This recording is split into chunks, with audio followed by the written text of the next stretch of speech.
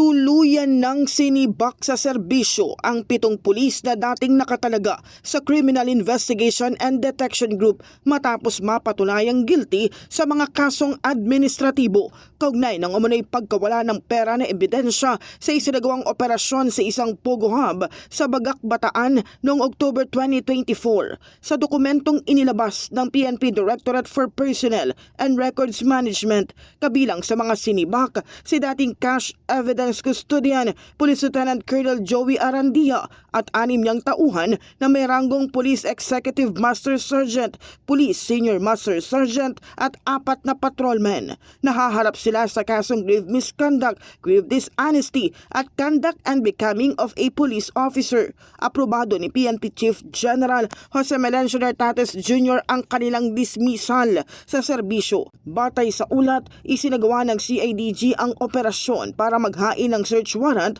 dahil sa paglabag sa Anti-Trafficking in Persons Act of 2003. Nakuha sa operasyon ng mahigit 141 million pesos na pera.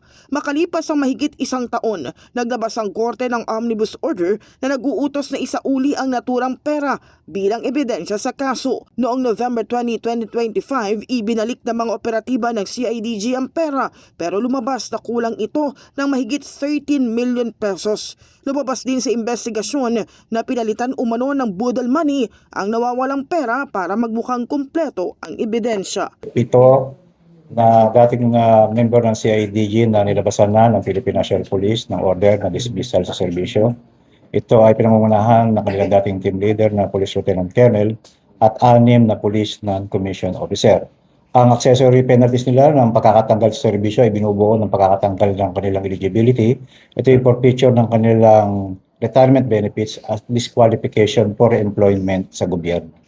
In the heart of changing lives, ako si Brigada Cass Austria ng 105.1 Brigada News sa FM Manila, the Music and News Authority.